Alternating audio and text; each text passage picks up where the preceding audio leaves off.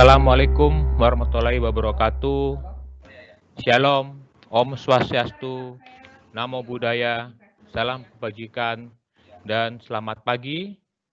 Kami sampaikan kepada Ibu dan Bapak sekalian, peserta sosialisasi Kode Etik Akuntan Indonesia atau Kode Etik Profesi Akuntan Publik.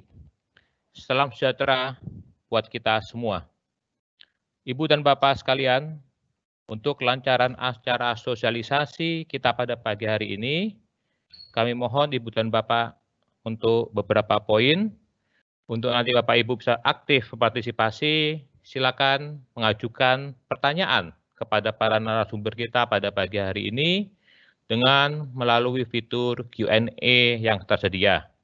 Pertanyaan nanti akan ditampilkan dan akan disampaikan kepada para narasumber.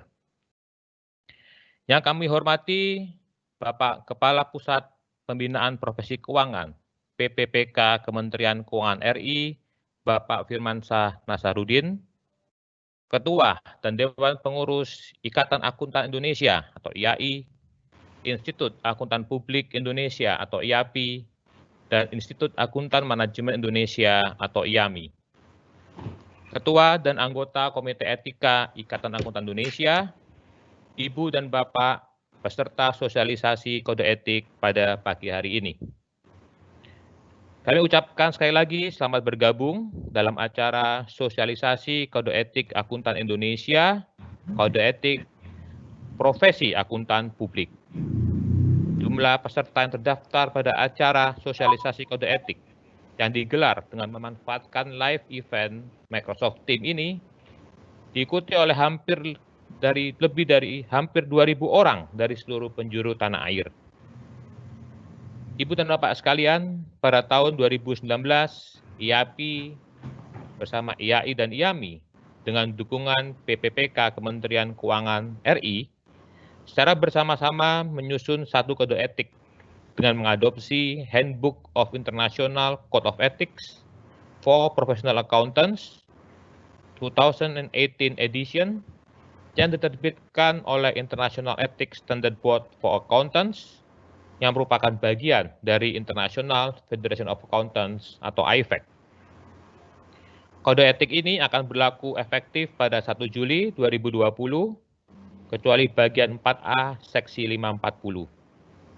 Secara paralel, IAI dan IAMI akan menerbitkan kode etik dengan nama Kode Etik Akuntan Indonesia, sementara IAPI menerbitkannya dengan nama Kode Etik Profesi Akuntan Publik.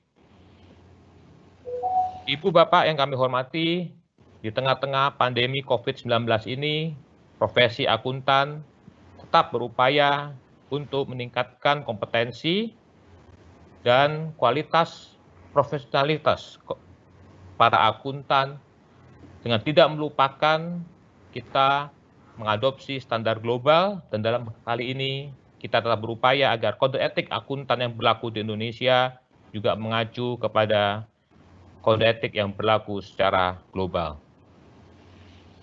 Untuk mengamali acara sosialisasi kode etik pada pagi hari ini, marilah Bapak Ibu kita simak opening speech yang akan disampaikan oleh Ketua Dewan Pengurus Nasional IAI, Profesor Mardiasmo. Profesor Mardiasmo adalah Ketua Dewan Pengurus Nasional Ikatan Akuntan Indonesia. Beliau menyelesaikan pendidikan S1 di Universitas Gadjah Mada, Yogyakarta, S2 di Universitas Bridgeport, Connecticut, Amerika Serikat, dan S3 di Universitas Birmingham. Dan saat ini juga merupakan guru besar di Fakultas Ekonomika dan Bisnis UGM. Di bidang pemerintahan, beliau pernah menjadi staf ahli Menteri Keuangan, Dirjen Perimbangan Keuangan Daerah, Kepala BPKP, dan Wakil Menteri Keuangan Republik Indonesia. Saat ini, beliau menjabat sebagai Ketua Komite Pengawas Perpajakan Kementerian Keuangan RI tahun 2019 hingga tahun 2022. Opening speech Profesor Mardiasmo akan disampaikan melalui rekaman video. Bapak Ibu, Mari kita simak bersama tayangan berikut ini. Bismillahirrahmanirrahim. Yang terhormat Bapak Firmansyah Nasaruddin, Kepala Pusat Pembinaan Profesi Keuangan, Kementerian Keuangan, Dewan Pengurus dan Komite Etika dari 3 asosiasi profesi, IAI, IAPI, dan IAMI, serta undangan dan peserta yang berbahagia. Assalamualaikum warahmatullahi wabarakatuh. Puji syukur kita panjatkan kepada Allah SWT atas nikmat dan karunia-Nya. Kita dapat berkumpul hari ini secara virtual dalam acara sosialisasi Kode Etik Akuntan Indonesia di tengah pembatasan akibat pandemi COVID-19. IAI mengucapkan terima kasih atas kerjasama Institut Akuntan Publik Indonesia atau IAPI dan Institut Akuntan Manajemen Indonesia IAMI, sehingga buku Kode Etik Akuntan Indonesia yang mengadopsi Kode Etik AIFAC terkini dapat disusun dan diterbitkan secara paralel bersama-sama. Terima kasih juga tentunya kami sampaikan kepada Pusat Pembinaan Profesi Keuangan Kementerian Keuangan yang telah mendukung dan memfasilitasi kegiatan adopsi International Code of Ethics for Professional Accountant yang dilaksanakan dari tahun lalu. Sehingga buku Kode Etik Akuntan Indonesia dapat diterbitkan dan dapat berlaku efektif per 1 Juli tahun 2020. Keberadaan Kode Etik Akuntan Indonesia ini sangat penting bagi akuntan dalam memenuhi tanggung jawab profesionalnya serta untuk melindungi kepentingan publik. Kode etik ini berlaku bagi dan mengikat seluruh anggota di masing-masing asosiasi. Mengingat pentingnya sosialisasi Kode Etik Akuntan Indonesia ini bagi seluruh anggota di masing-masing asosiasi, kami berterima kasih atas kesediaan IAPI dan IAMI yang telah menyambut baik undangan IAI untuk melaksanakan kolaborasi sosialisasi perdana Kode Etik bersama-sama menggunakan fasilitas live event MS Teams IAI. Bapak Ibu yang saya hormati, setiap anggota di masing-masing asosiasi berkewajiban menaati dan melaksanakan ADART, standar profesi, dan kode etik yang telah ditetapkan oleh organisasinya.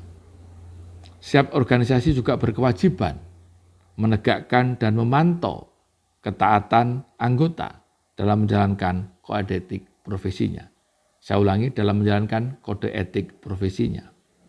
Apabila ada pelanggaran atas kode etik dan ketentuan organisasi, tentunya dapat dikenai investigasi dan penegakan disiplin atau sanksi sesuai peraturan organisasi masing-masing demi menjaga nama baik organisasi dan profesi. Sesuai dengan tuntutan zaman dan menyesuaikan dengan best practice global, kita selalu berupaya memutakhirkan kode etik yang menjadi pegangan bagi anggota dalam menjalankan aktivitas profesionalnya. Kode etik akuntan Indonesia ini diadopsi dari International Code of Ethics for Professional Accountant edisi 2018 yang diterbitkan oleh International Ethics Standard Board for Accountants atau IESPA AIFAC. Sebagai salah satu pendiri dan anggota AIFAC, maka IAI berkewajiban untuk mematuhi kode etik tersebut sebagai bagian dari kepatuhannya menjalankan 7 Statement Membership Obligation atau SMO AIFAC.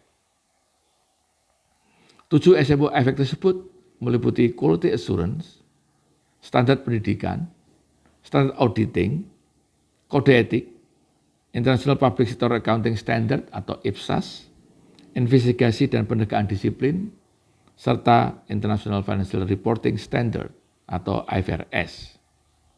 IESPA AIFAC telah menerbitkan Kode Etik edisi 2016 yang berlaku efektif di bulan Juni tahun 2019 untuk part 1, 2, dan 3. Sedangkan part 4A dan 4B berlaku untuk laporan audit yang dimulai pada atau setelah 15 Juni 2019 dengan opsi penerapan dini diperkenankan. Saya ulangi, dengan opsi penerapan dini diperkenankan. Kita masih ada gap 1 tahun. Karena untuk kode etik akuntan Indonesia ini, Komite Etika ketiga asosiasi menetapkan kode etik ini berlaku efektif mulai 1 Juli 2020. Kecuali bagian 4A, seksi 540 akan berlaku efektif untuk audit dan review laporan keuangan untuk periode yang dimulai pada atau setelah tanggal 31 Desember 2021. Tidak kalah pentingnya dari penyusunan kode etik adalah pengawasan atas implementasi dari kode etik tersebut.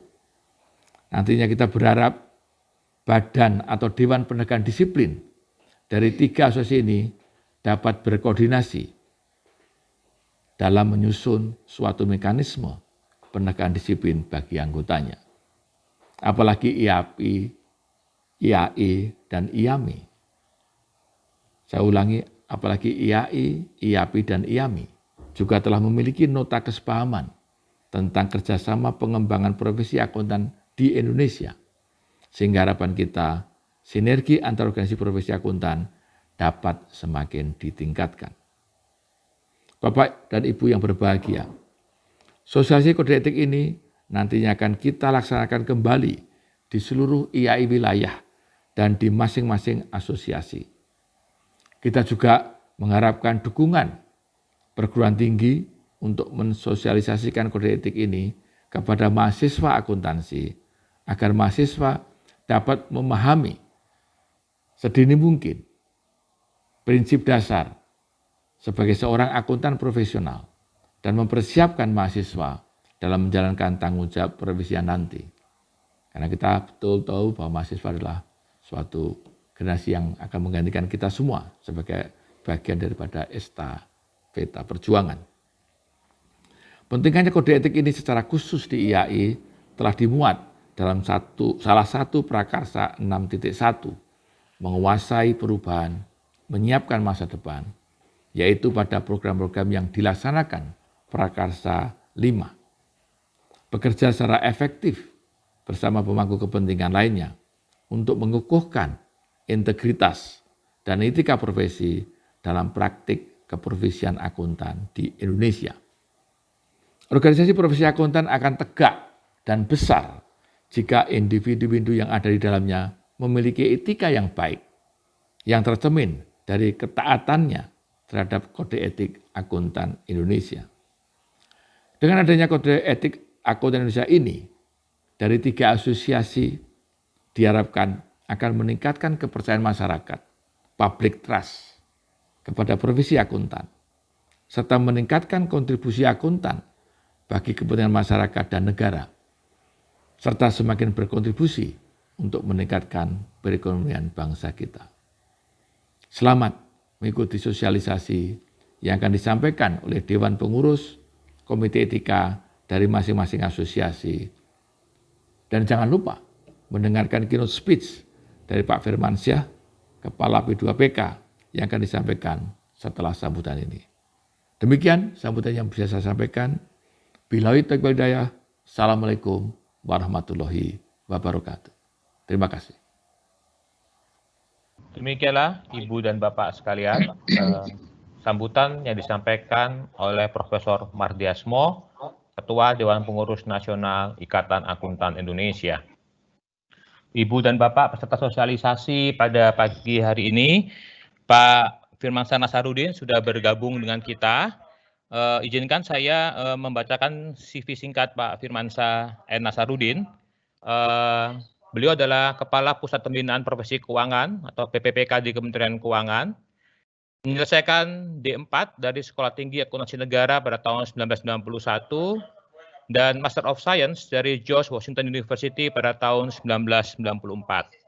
Saat ini, selain menjadi Kepala PPPK Kementerian Keuangan, Pak Firmansyah juga menjabat sebagai Ketua Komite Profesi Akuntan Publik dan anggota Dewan Pengawas Perum Bulog. Kepada Pak Firmansyah, waktu dan tempat kami persilakan, Pak. Assalamualaikum warahmatullahi wabarakatuh.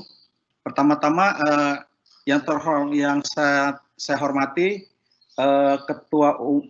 Ketua Dewan Pengurus Nasional IAI Bapak Mardiasmo, Ketua Umum Dewan Pengurus IAPI Bapak Tarko Sunario, Ketua Umum Dewan Pengurus IAMI Pak Gatot Trihargo, yang kami hormati Bapak Ibu Pengurus IAI, IAPI, dan IAMI, beserta seluruh hadirin sosialisasi kode etik akuntan yang saya muliakan.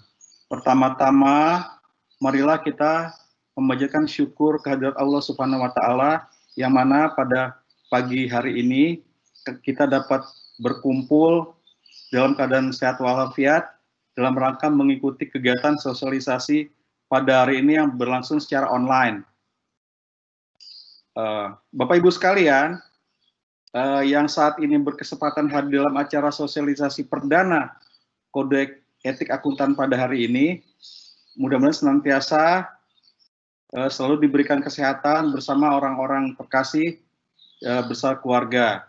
Terutama dalam kondisi seperti ini, sebagian besar dari kita masih melaksanakan work from home. Namun, kesehatan harus tetap kita jaga agar tetap produktif dari rumah. Nah, pandemi COVID-19 ini sudah banyak menciptakan new normal dalam kebiasaan atau pekerjaan kita yang tidak pernah terpikirkan oleh kita. Pada pelaksanaan sosialisasi kode etik sekarang ini, kita dapat mendengarkan dari tempat kita masing-masing dan tetap melakukan kegiatannya, dan kegiatan ini dilakukan secara produktif. Bapak, Ibu yang saya hormati, pada kesempatan ini kami mengucapkan selamat dan terima kasih atas kerjasama dan sinergi yang sangat baik dari 3 asosiasi yang menaungi profesi akuntansi, yaitu Ikatan Akuntan Indonesia, Ikatan Akuntan Publik Indonesia, dan Ikatan Akuntan Manajemen Indonesia, sehingga berhasil menyusun suatu panduan etika profesi akuntan dalam waktu yang relatif singkat ya. Bapak Ibu, beberapa kali kita meeting ya. Alhamdulillah beberapa kali juga saya hadiri ya. Beberapa kali coaching juga. Kalau nggak salah terakhir tuh yang di BSD ya, itu Pak Dodi ya, kita ke sana ya. Yang di BSD. Rapat terakhir kita berkumpul bersama ketiga asosiasi tersebut. Nah, pada panduan etika profesi bagi akuntan menjadi penting karena dalam mengemban tanggung jawab profesionalnya, seorang akuntan harus berpedoman pada suatu panduan agar menjadi pagar pembatas agar akuntan Indonesia tetap berjalan dalam koridor yang beretika. Nah, ini yang sangat penting, koridor yang beretika dalam menjalankan profesi kita. Terlebih lagi, dengan adanya 3 asosiasi profesi yang berbeda yang menaungi seluruh akuntan di Indonesia, di mana seorang akuntan sangat dimungkinkan untuk menjadi anggota di ketiga asosiasi tersebut. Tentunya panduan etika yang tidak berjalan bersendiri-sendiri, akan tetapi memudahkan akuntan Indonesia dalam menjalankan etika profesionalnya. Yang tidak kalah penting juga adalah bahwa akan menjadi lebih baik lagi jika panduan etika ini bisa diakui secara global atau secara internasional, sehingga akuntan Indonesia dapat diakui secara internasional. Oleh karena itu, langkah pengkinian kode etik bagi akuntan Indonesia yang mengadopsi Handbook of the Code of Ethics for Professional Accountant edisi tahun 2018 menjadi salah satu upaya untuk menuju pengakuan dari global tersebut. Dengan diterbitkannya kode etik akuntan Indonesia yang telah diperbarui ini, kami dari Pusat Pembinaan Profesi Keuangan selaku pembina profesi akuntansi di Indonesia tentunya berharap agar kepercayaan masyarakat kepada akuntan kita dapat lebih meningkat lagi, serta dapat mempercepat peran serta dan kontribusi akuntan dalam pertumbuhan ekonomi di Indonesia, terlebih dengan kondisi ekonomi Indonesia saat ini tengah menghadapi tantangan yang besar dalam keadaan pandemi COVID-19 ini. Bapak Ibu yang saya hormati, kedepannya dalam menghadapi tantangan besar ini dan juga seterusnya, kami tentunya juga mengharapkan sinergi dan kolaborasi yang baik yang telah terjalin selama ini di antara ketiga asosiasi ini untuk terus dapat ditingkatkan. Pengawasan terhadap penerapan kode etik ini selanjutnya menjadi tugas kita semua bagi masing-masing profesi, namun juga harus tetap saling bersinergi demi kemajuan akuntan Indonesia. Sebagai penutup, sekali lagi saya mengucapkan selamat dan terima kasih atas kerja keras dari IAI, IAPI, dan IAMI, atas kerja kerasnya sehingga berhasil melahirkan pemutakhiran kode etik akuntan Indonesia ini. Semoga bisa menjadi satu langkah maju lagi bagi akuntan Indonesia untuk lebih profesional dan beretika. Dan tidak bosan-bosannya kami ingatkan juga dalam menjaga kesehatan, physical distancing, melindungi diri, jangan mudik dulu minggu depan Lebaran, dan semoga kita bebas dari pandemi ini. Selamat pagi, menjelang siang. Wassalamualaikum warahmatullahi wabarakatuh. Mohon maaf sekali lagi Bapak Ibu, saya menginterrupt ini karena memang bukan kesengajaan, saya sudah berusaha dari pagi tadi, ternyata nggak bisa masuk lewat iPad, nggak bisa masuk lewat iPhone, harus lewat laptop. Oke, makasih, selamat siang. Terima kasih Pak Firmansyah Nasarudin selaku Kepala BPPK Kementerian Keuangan yang telah menyampaikan keynote speech dalam acara sosialisasi kode etik akuntan Indonesia, kode etik profesi akuntan publik pada pagi jelang siang hari ini. Mohon maaf Pak jika ada ketidaknyamanan bergabung dalam platform MSTM ini. Namun boleh kami sampaikan di sini Pak bahwa acara sosialisasi pagi ini juga diselenggarakan untuk turut merayakan ulang tahun Pak Firman yang akan jatuh pada besok tanggal 19 Mei. Ya, ini pre-nya Pak, pre-call-nya dulu. Semoga kami doakan Bapak agar senantiasa sehat dan sukses dalam menjalankan aktivitas yang diamanahkan kepada Bapak. Ibu dan Bapak yang kami hormati, sekarang marilah kita memulai dahulu acara utama sosialisasi kode etik kita pada pagi hari ini dengan moderator acara Bapak Dodi Setiadi, anggota Komite Etika Ikatan Akuntan Indonesia. Izinkan kami membacakan CV Bapak Dodi Setiadi secara singkat. Bapak Dodi Setiadi menyelesaikan D4 dari Sekolah Tinggi Akuntansi Negara pada tahun 1992 dan Magister Manajemen dari STIPWI pada tahun 1997. Saat ini beliau adalah anggota Komite Etika Ikatan Akuntan Indonesia, sekaligus juga menjabat sebagai Inspektur Jenderal Kementerian Komunikasi dan Informatika Republik Indonesia setelah sebelumnya berkarir lebih dari 25 tahun di BPKP. Kepada Bapak Dodi Setiadi, waktu dan tempat kami persilakan. Terima kasih Pak Edu.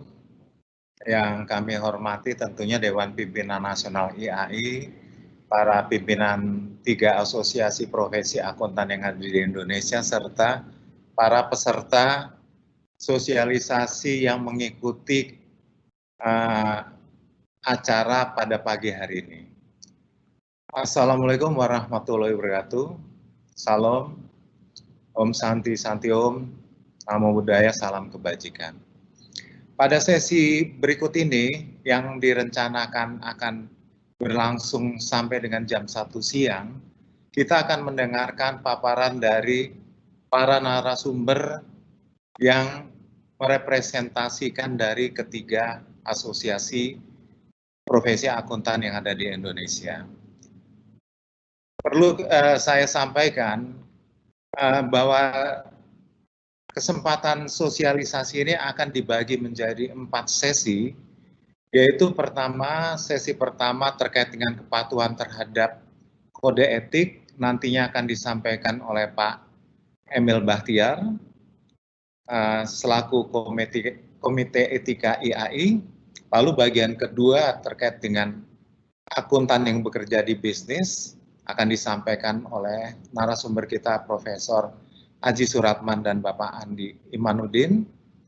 Bagian ketiga terkait dengan akuntan yang berpraktik melayani publik akan disampaikan oleh Bapak Tarko Sunario dari Komite Etika IAPI.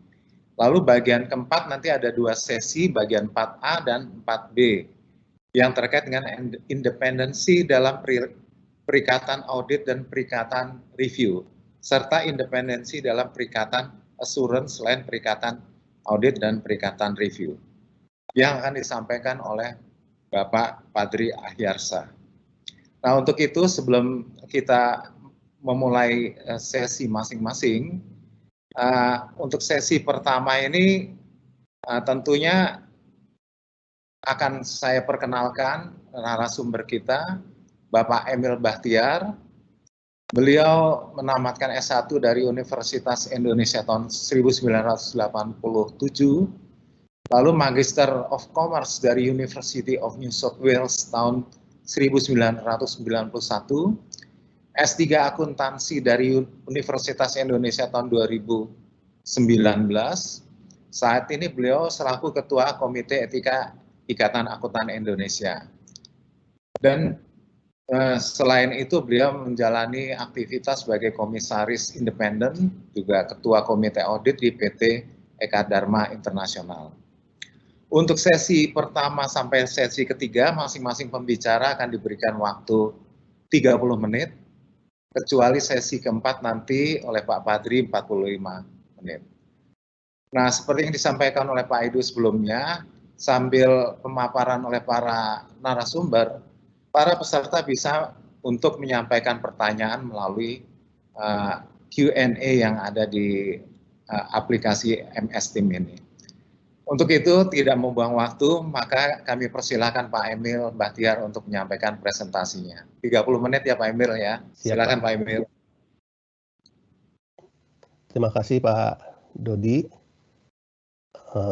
Selamat pagi untuk Bapak dan Ibu peserta sosialisasi Kode Etik Akuntan Indonesia dan Kode Etik Profesi Akuntan Publik.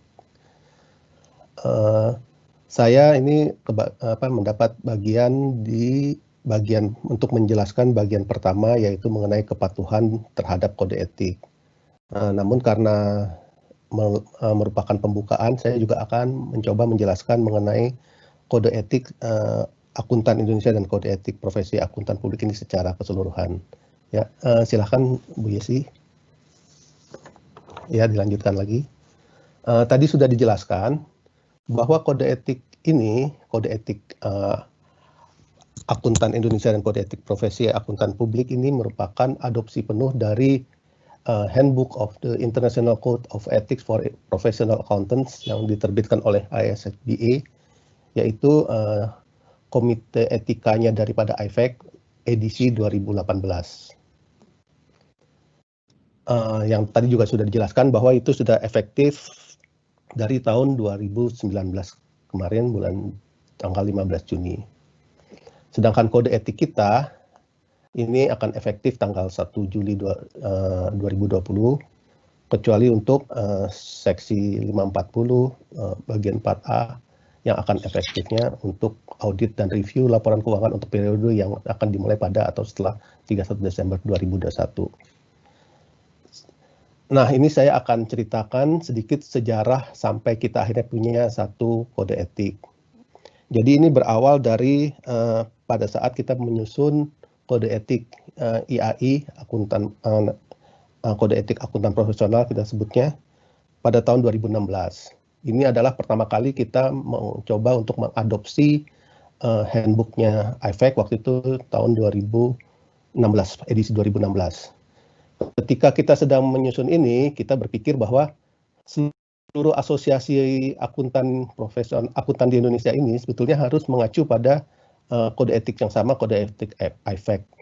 Dan nah, yang jadi masalah apakah nanti kalau kita punya 3 kode etik sebetulnya mengacu kepada kode etik yang sama, tapi dengan versi yang berbeda-beda, apakah tidak akan membingungkan dari anggota asosiasi? Apalagi anggota asosiasi kita tuh ada yang bergabung tidak hanya di satu asosiasi, tapi bisa ada sampai di 2 atau sampai 3 anggota asosiasi profesi yang ada.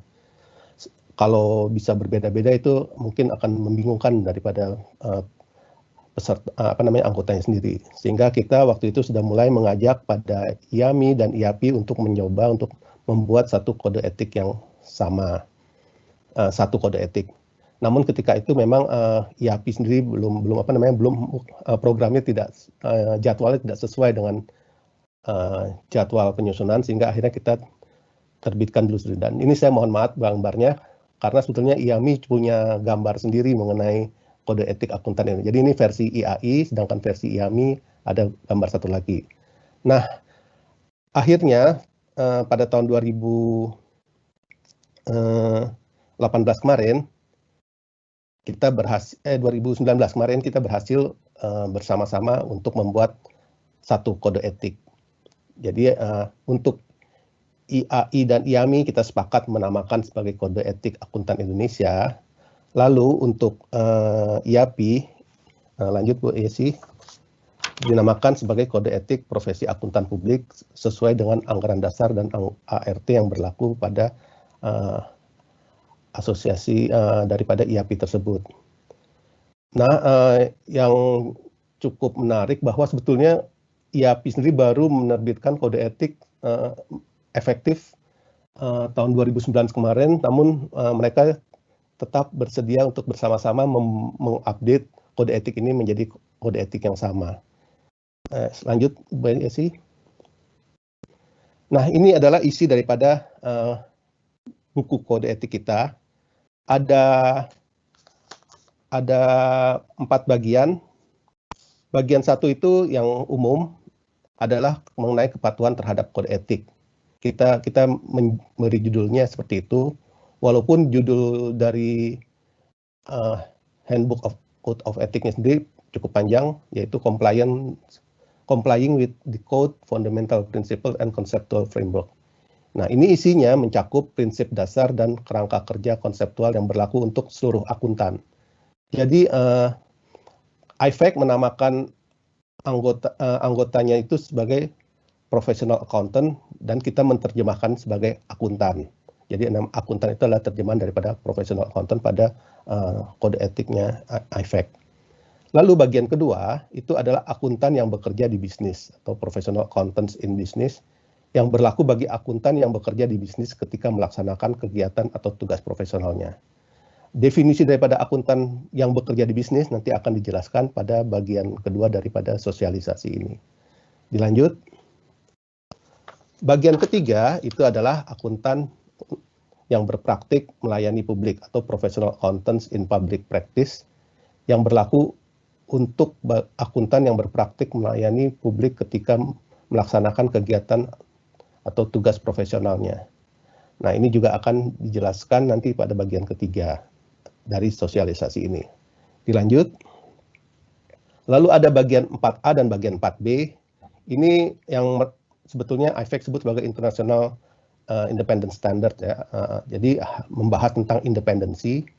Bagian 4A itu independensi dalam perikatan audit dan perikatan review. Atau di aslinya adalah Independent for Audit and Review Engagements yang berlaku ketika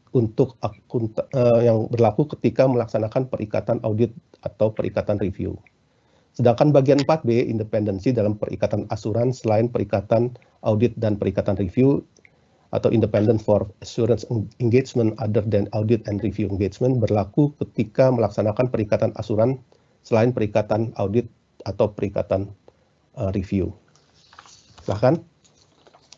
Lanjut, Bu Yesi.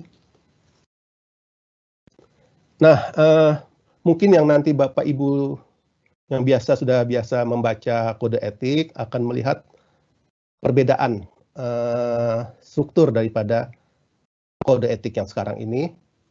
Kode etik ini ininya terdiri dari seksi-seksi, ada berapa seksi, ada sampai 900 kalau tidak salah.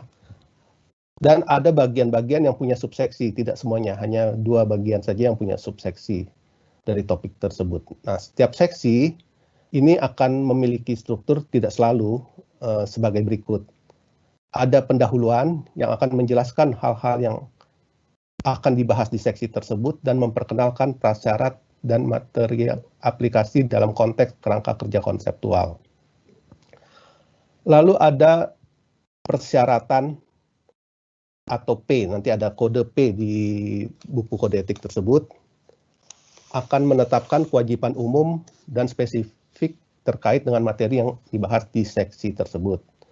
Lalu ada materi aplikasi atau nanti ada kodenya A. Ini menjelaskan konteks penjelasan saran untuk tindakan atau hal-hal lain yang perlu dipertimbangkan, ilustrasi dan petunjuk lain yang membantu memenuhi persyaratan. Nanti sebagai contoh di subseksi 111 mengenai integritas, itu nanti ada P111.1, jadi prinsipnya mengenai bahwa akuntan harus mematuhi prinsip integritas yang mensyaratkan akuntan untuk bersikap lugas dan jujur untuk dalam semua hubungan profesional dan bisnis. Kemudian ada 111.1A1 di mana dijelaskan bahwa integritas menyiratkan berterus terang dan selalu mengatakan yang sebenarnya. Jadi itu aplikasi daripada prinsip lugas dan jujur dalam setiap hubungan. Jadi itu nanti kira-kira setiap kali ini akan bertemu dengan hal tersebut, akan bertemu dengan adanya P ataupun A di situ. Nah, silakan lanjutkan, Bu Yesi. Nah, ini adalah perbandingan antara kode etik yang sebelumnya kita buat dengan kode etik di tahun 2000, sebetulnya ini edisi 2019 mungkin ya, dan tapi berlakunya 2020. Seperti coba kalau Bapak Ibu lihat di kolom 2 dan 3 ada kode etik akuntan profesional dari IAI, terus sebelahnya adalah kode etik profesi akuntan publik dari IAPI. Kalau kita lihat bahwa judul-judulnya pun sudah berbeda-beda, dan ini menunjukkan bahwa memang kalau kita punya banyak kode etik maka akan punya banyak versi terjemahan, padahal acuannya satu tapi kita bisa berbeda-beda. Nah sekarang ini setelah kita bersama-sama maka bagiannya akan ada 5 bagian, di mana bagian 4 itu terdiri dari 2, dan itulah yang membedakan dari kode etik sebelumnya, yaitu bagian 4A dan bagian 4B itu tadinya sebelumnya belum ada. Untuk kode etik IAI, kita sebetulnya kalau bagian B, yang dulu akuntan profesional di praktek publik, kita selalu mengacu kepada kode etik dari IAPI. Nah sekarang ini kita sudah pakai kode etik yang sama, yaitu kode etik yang untuk bagian 3 yang akuntan yang berpraktik untuk melayani publik. Ya, lanjut. Sekarang saya akan membahas isi daripada bagian pertama mengenai kepatuhan terhadap kode etik. Ya. Nah, isinya secara umum tidak banyak berbeda, ataupun ada perbedaan juga sedikit ya. Dulu waktu kita masih mengacu pada handbook tahun 2016, itu isinya hanya menjelaskan prinsip dasar. Jadi ada seksi 100 pendahuluan dan prinsip dasar. Ini sama dari kode etik IAI dan IAPI. Kemudian seksi 110 sampai 150 menjelaskan masing-masing prinsip dasar yang sudah kita kenal, yaitu integritas, objektivitas, kompetensi dan kehati-hatian profesional, kerahasiaan dan perilaku profesional. Ini hampir mirip ya, walaupun tadi di seksi 130 juga ada perbedaan terjemahan antara IAPI dan IAMI. Nah, sekarang ini isi daripada bagian 1 itu akan terdiri dari 3 hal. Pertama adalah seksi 100 umum mengenai kepatuhan terhadap kode etik. Kemudian seksi 110 itu akan menjelaskan prinsip dasar etika. Lalu seksi 120 akan menjelaskan mengenai kerangka konseptual. Ya, lanjut. Nah, ini sama pembukaannya dari kalimat pertama daripada kode etik ini selalu menjelaskan mengenai apa sih profesi itu, menekankan mengenai profesi akuntansi dan profesi lainnya yang mirip, bahwa profesi itu adalah kesediaan menerima tanggung jawab untuk bertindak bagi kepentingan publik. Jadi ciri pembeda kita, profesi dan pekerjaan adalah bertindak untuk kepentingan publik, di mana tanggung jawab tersebut tidak hanya terbatas pada kepentingan klien individu ataupun organisasi tempatnya bekerja. Ini yang mungkin nanti akan selalu menjadi masalah dalam bertindak kepada kepentingan publik, karena setiap manusia selalu akan punya kepentingan pribadi yang nanti akan menjadi benturan kepentingan. Nah, kode etik ini adalah sebetulnya membantu kita semua untuk memenuhi tanggung jawab kita ini tanggung jawab memenuhi kepentingan publik. Jadi ini adalah alat bantu pagar-pagar supaya kita tidak melanggar dari cita-cita apapun dasar kita untuk bersedia menerima tanggung jawab untuk bertindak bagi kepentingan publik. Lanjut. Ini kemudian ada hal-hal pengecualian bahwa memang kita sebagai anggota asosiasi harus memenuhi kode etik ini. Namun ada pengecualian tertentu, yaitu ketika ada peraturan perundangan yang memang berbeda ataupun di sini disebutkan menghalangi akuntan untuk memenuhi bagian tertentu dari kode etik. Bisa lebih ada peraturan yang mungkin lebih tegas, mungkin ada hitungan angkanya juga tahun dan sebagainya mungkin berbeda. Nah, dalam keadaan seperti ini untuk bagian tertentu itu kita harus mengikuti peraturan perundangan yang berlaku. Namun untuk bagian lain kita tetap harus mematuhi seluruh bagian lain daripada kode etik ini. Juga ada kemungkinan satu keadaan yang tidak biasa disebutkan di situ, bahwa kalau kita menerapkan persyaratan tertentu dari kode etik dapat mengakibatkan hasil yang tidak sepadan atau tidak memenuhi kepentingan publik. Jadi ada keadaan yang memang luar biasa atau disebut tidak biasa di situ, yang hingga hasilnya akan bertentangan dengan niat utama kita memenuhi kepentingan publik. Di situ disarankan untuk akuntan berkonsultasi dengan asosiasi profesi atau regulator yang terkait. Jadi tidak dengan otomatis kita dapat serta-merta tidak mematuhi kode etik ini. Jadi kita harus berkonsultasi dulu dengan asosiasi profesi atau regulator yang terkait. Kemudian isi daripada bagian satu ini selanjutnya adalah mengenai prinsip dasar etika.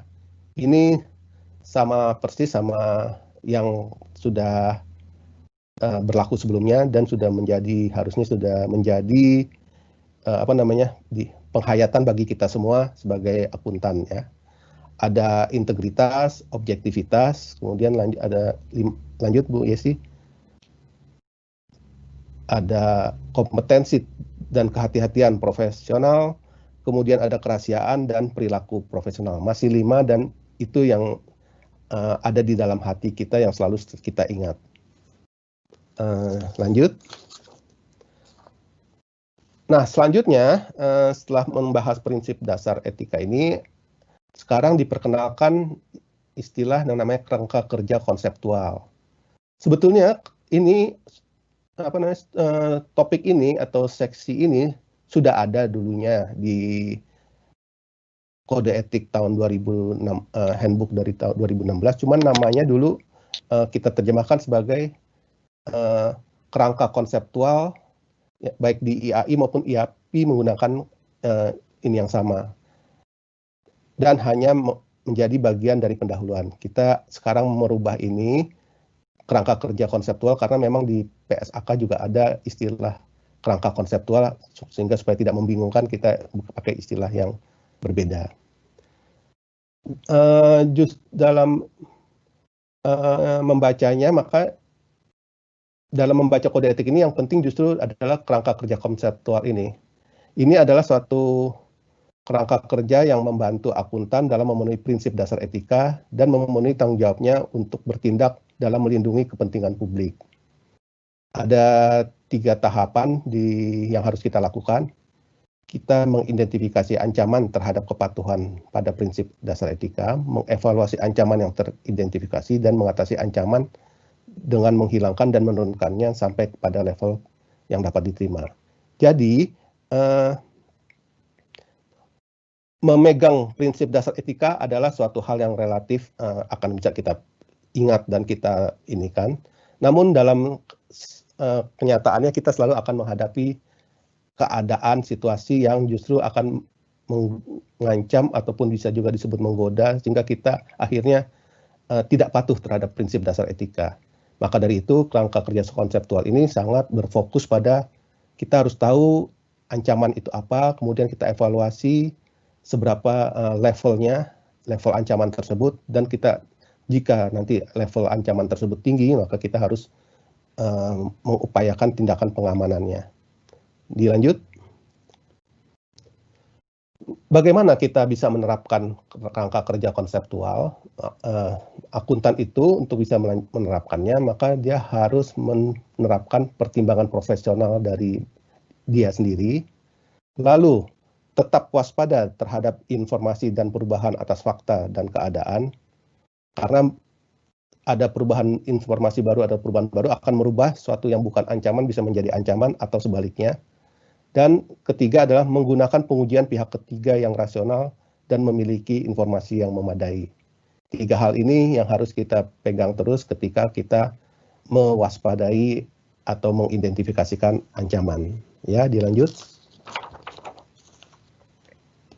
Nah, yang poin yang akan saya bahas adalah pertama menjelaskan mengenai pertimbangan profesional yang harus kita gunakan. Pertimbangan profesional ini mencakup aplikasi dari pelatihan, pengetahuan, keahlian, dan pengalaman profesional yang relevan. Jadi memang pertimbangan profesional tidak bisa dilakukan oleh sembarang orang, tapi yang sudah melewati pelatihan, memiliki pengetahuan dan keahlian, serta juga memiliki pengalaman yang relevan, yang sepadan dengan fakta dan keadaan termasuk sifat dan ruang lingkup aktivitas profesional, dan berbagai kepentingan hubungan yang terlibat. Pemahaman terhadap fakta dan keadaan merupakan suatu prasyarat untuk menerapkan kerangka kerja konseptual. Jadi setiap kali kita berhadapan dengan satu fakta dan keadaan, ya itu kita harus pahami. Kalau kita tidak pahami, langsung mungkin kita harus gunakan pihak ketiga ataupun langsung menghindari dari sesuatu yang tidak kita ketahui sama sekali. Lalu lanjut, hal berikutnya adalah yang bisa kita gunakan adalah pengujian pihak ketiga. Ini pengujian, jadi selain kita punya pertimbangan sendiri, kita juga bisa dan sebaiknya menggunakan pengujian dari pihak ketiga, sehingga ada dua pertimbangan yang bisa kita gunakan. Pengujian pihak ketiga yang rasional dan memiliki informasi yang memadai merupakan suatu pertimbangan oleh akuntan apakah kesimpulan sama mungkin akan dibuat oleh pihak lain. Pertimbangan tersebut dibuat dari perspektif pihak ketiga yang rasional dan memiliki informasi yang memadai. Jadi tidak sembarang pihak ketiga bisa kita gunakan. Yang mempertimbangkan semua fakta dan keadaan yang relevan yang diketahui oleh akuntan. Jadi informasinya sama dan secara rasional diekspektasikan untuk diketahui oleh akuntan pada saat membuat kesimpulan. Lanjut. Nah, ini adalah ancaman-ancaman yang perlu diidentifikasikan. Ini juga sama seperti kode etik sebelumnya, ada 5 ancaman. Yang terutama tadi saya sebutkan ada ancaman kepentingan pribadi yang selalu melekat pada diri kita, karena kita selalu punya kepentingan pribadi. Manusia tidak bisa terlepas dari kepentingan pribadi. Lalu kemudian juga ada ancaman telaah pribadi, dilanjut ancaman advokasi,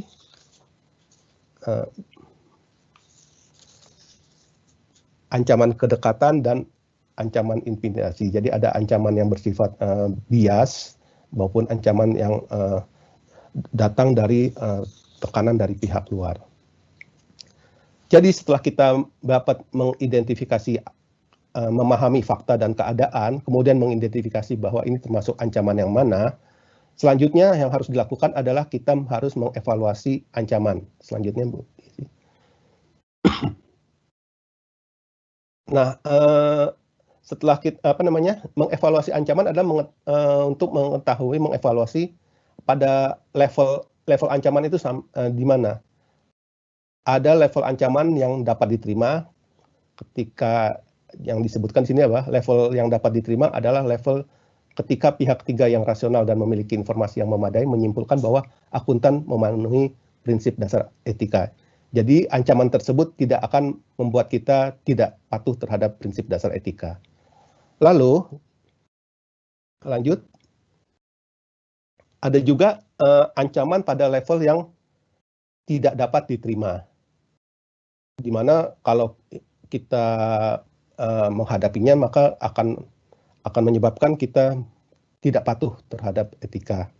Nah, untuk itu akuntan harus melakukan menghilangkan atau menurunkan dari level yang tidak diterima tadi menjadi level yang dapat diterima. Ada beberapa alternatif bisa dilakukan. Pertama, mencoba menghilangkan keadaan, termasuk kepentingan atau hubungan yang memunculkan ancaman.